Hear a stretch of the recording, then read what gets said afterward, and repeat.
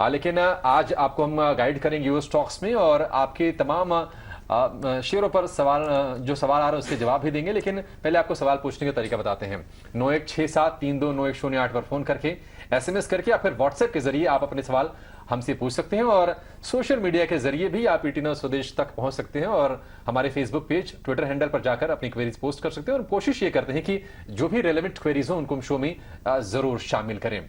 और आज आपके सवालों के जवाब देने के लिए हमारे साथ हमारे खास मेहमान प्रॉफिट मार्ट सिक्योरिटीज के अविनाश गोरक्षकर और सेंट्रम ब्रोकिंग के नीलेश जैन। अविनाश जी और नीलेश जी, आप दोनों का बहुत शुक्रिया, स्वागत है ईटी न्यूज़ स्वदेश पर। नीलेश, शुरुआत आपसे करेंगे क्योंकि वीकली एक्सपायरी है आज और हम देख रहे हैं कि कल से मतलब परसों के सत्र से बाजार में बहुत अच्छी तेजी है और आज 17,400 के आंकड़े को भी पार कर लिया। आप ये बताइए कि आज वीकली एक्सपायरी के दिन ट्रेडर की रणनीति क्या होनी चाहिए? निफ्टी में अच्छे मौके मिलेंगे या फिर आपको लगता है कि बैंक निफ्टी में भी गुंजाइश ज्यादा है और किन लेवल्स के आसपास आज एक्सपायरी कटेगी?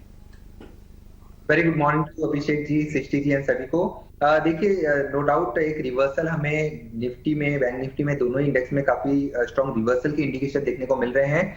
अगर आप लेवल्स की बात करें तो देखिए 17,400 ये वो लेवल है जहां पे हम लगातार कॉल राइटिंग देख रहे थे। 17,500 में भी हमें कॉल राइटिंग देखने को मिल रही है। तो आज की एक्सपायरी 17,000 के ऊपर की होने की संभावना काफी कम है और वहीं 17,500 का मेजर हर्डल है और 17,300 का एक इमीडिएट सपोर्ट है। तो एक 100-200 पॉइंट की रेंज है निफ्टी की एक्सपायरी की। एक्सपायरी मुझे लग रहा है कहीं ना कहीं 17,400 के आसपास ही आज की होनी चाहिए। ओवरऑल गोइंग फॉरवर्ड यहाँ से 17,500 17,600 तक के लेवल्स हमें 1 से 2 दिन में देखने को मिल जाने चाहिए। इमीडिएट हर्डल की बात करें तो 50 डे और 21 डे मूविंग एवरेज का मेजर रेजिस्टेंस जो अब निकल के आ रहा है वो लगभग 17,450 से 17,480 के रेंज में। तो overall structure no doubt positive है। ब्रॉडर मार्केट पे काफी अच्छा एक्शन हमें देखने को मिल रहा है। फोकस करना चाहिए sectors and stock specific action पे rather than trading in index. Bank Nifty में कहूंगा यहाँ पे अगर थोड़ी सी गिरावट होती है 39,000 के स्टॉप लॉस से बैंक निफ्टी में खरीदारी की जा सकती है क्योंकि यहाँ पे स्ट्रक्चर थोड़ा ज्यादा पॉजिटिव है। एक काफी समय से यहाँ पे शॉर्ट बिल्डअप होते हुए नजर आ रहे थे, वो शॉर्ट सारे कटते हुए अब नजर आ रहे हैं। अब यहाँ पे ऊपरी स्तरों पर 40,000 तक के लेवल हमें देखने को मिल सकते हैं। तो बैंक निफ्टी में गिरावट पर खरीदारी के मौके ढूंढने चाहिए। अगर स्टॉक्स की बात करें तो एक्सिस बैंक, आईसीआईसीआई बैंक, ये दो स्टॉक्स है जहां पे हमें लीडरशिप आती हुई देखने को मिल रही है। तो यहाँ पे गिरावट हो तो यहाँ पे भी खरीदारी के मौके ढूंढने जा सकते हैं। निफ्टी बैंक पर नीलेश का ये भी लिखे ना। नीलेश, आगे बढ़ने से पहले दर्शकों को शामिल करेंगे लेकिन उसके पहले आपसे ये समझना चाहेंगे कि देखिए जीसीपीएल की जो कमेंट्री आई है वो कमजोर आई है। Q2 में वॉल्यूम गिरेगा ऐसा उन्होंने बिजनेस अपडेट दिया है और उसके चलते हम देख रहे हैं कि एकमात्र ऐसा इंडेक्स एफएमसीजी जो आज पूरे के पूरे एनएससी की बास्केट में थोड़े से सुस्ती के साथ कारोबार कर रहा है। हालांकि गिरावट तो हम नहीं कहेंगे क्योंकि बहुत ही मामूली नीचे है, 3 अंक महज नीचे है, 0.01%। लेकिन ये बताइए कि हम देख रहे हैं कि थोड़ी सुस्ती जरूर है स्टॉक्स में। अगर हम ब्रिटानिया की बात करें, एचयूएल की बात करें, हालांकि आईटीसी आज भी चल रहा है। ये बताइए अगर हम अक्टूबर सीरीज की अगर हम बात करें नीलेश, तो नतीजों से पहले आपको लगता है कि क्योंकि स्टॉक्स चले हुए हैं, कहीं शॉर्ट के मौके बनते हुए दिखाई दे रहे हैं क्या आपको? देखिए अभिषेक जी, सबसे पहले तो निफ्टी एफएमसीजी इंडेक्स की अगर हम बात करें तो बाजार में जब हम फॉल देख रहे थे तब एफएमसीजी ने आउट परफॉर्म किया था। अब बाजार में अगर हमें लीडरशिप आती हुई नजर आ रही है, बाजार में स्ट्रेंथ नजर आ रही है, तो डेफिनेटली डिफेंसिव कहीं ना कहीं साइडवेज होते हुए नजर आ सकते हैं। यहाँ पे अगर स्टॉक स्पेसिफिक बात करें तो देखिए एचयूएल जहाँ पे कंसोलिडेशन एक्सपेक्टेड है 2580 के आसपास का नेक्स्ट सपोर्ट है।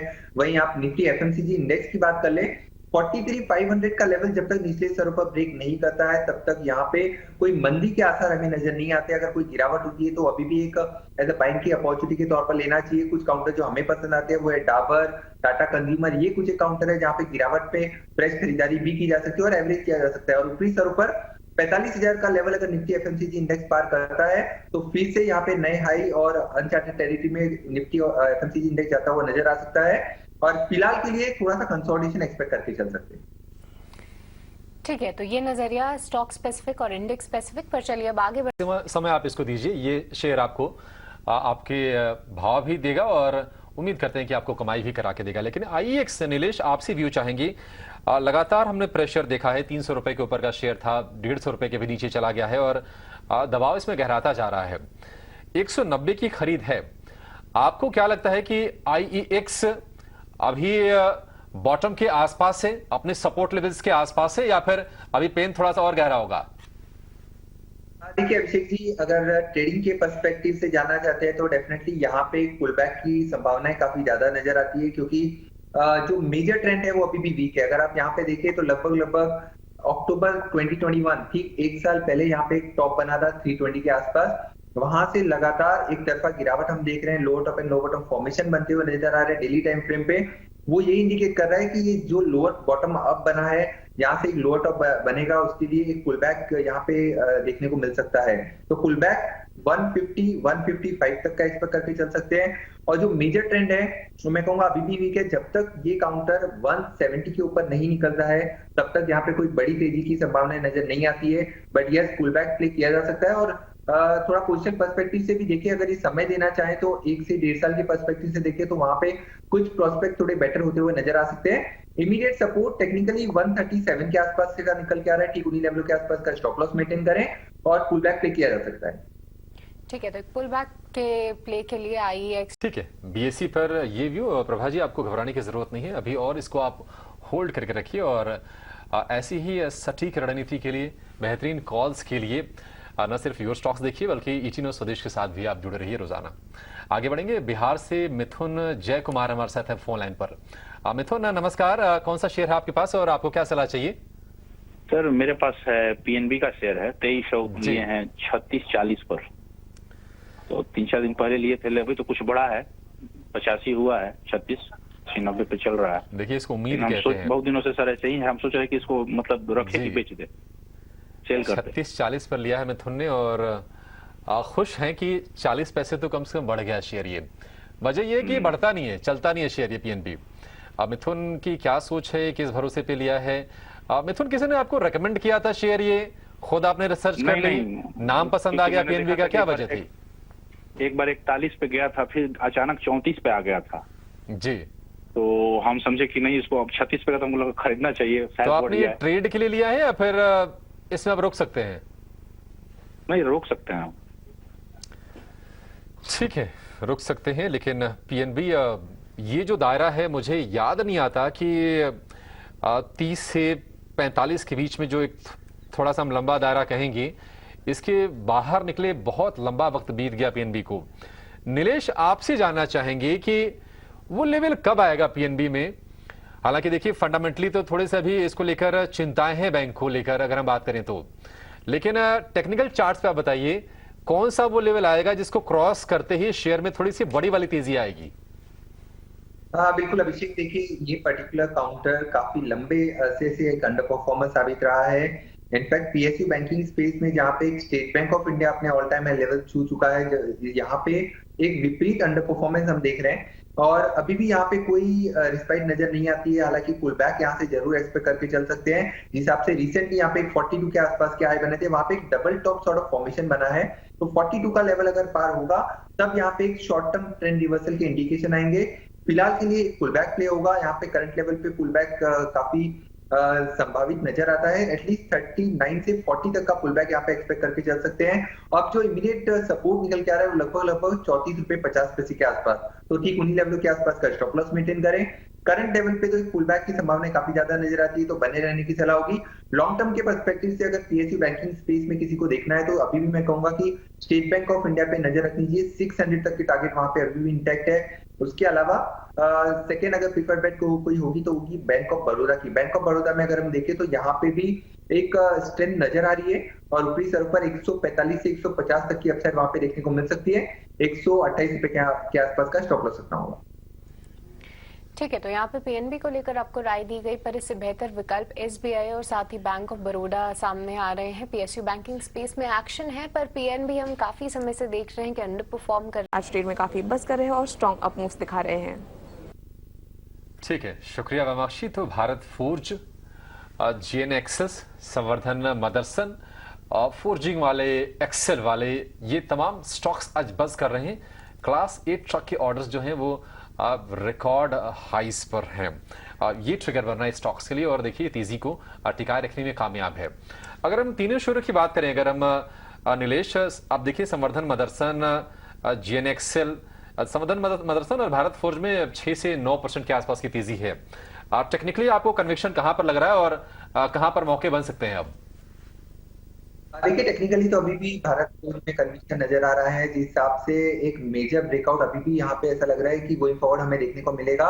वो लेवल है 790 का, और 790 का लेवल जैसे ही ब्रेक होगा यहाँ पे न्यू लाइफ टाइम हाई के लेवल्स ओपन हो जाएंगे, वहां तक का मूव हम यहाँ पे एक्सपेक्ट करके चल सकते हैं। बट इन लेवलों पर देखिए, चाहे वो मदरसन हो, चाहे वो भारत फोर्ज हो या आरके फोर्ज हो, यहाँ पे ऑलरेडी एक मूव आ चुका है न्यूज के चलते। तो यहाँ पे फ्रेश खरीदारी की सलाह कहीं पे भी नहीं होगी। अगर थोड़ी गिरावट होती है, थोड़ा सा कंसोलिडेशन के चलते यहाँ पे स्टॉक प्राइसेस करेक्ट होते हैं, तो वहां पे फ्रेश खरीदारी के बारे में सोचना चाहिए। जिनके पास एग्जिस्टिंग लॉन्ग पोजीशन है वो बने रह सकते हैं। लेवल्स की बात करें तो 720 के आसपास का स्टॉप लॉस रखना होगा भारत फौज में। वहीं मदरसन सुमी की बात करें तो वहां पे देखिए काफी समय से एक अंडर परफॉर्मर काउंटर साबित हुआ है। अब मियरली एक पुल बैक ट्रेड हम यहाँ पे आता हुआ देखने को मिल रहा है। अब यहाँ पे ऊपरी स्तर पर जो पुल बैक है वो एक्सटेंड हो सकता है 80 82 तक के लेवल्स के लिए, बट मेजर ट्रेंड मैं कहूंगा अभी भी थोड़ा सा वीक है।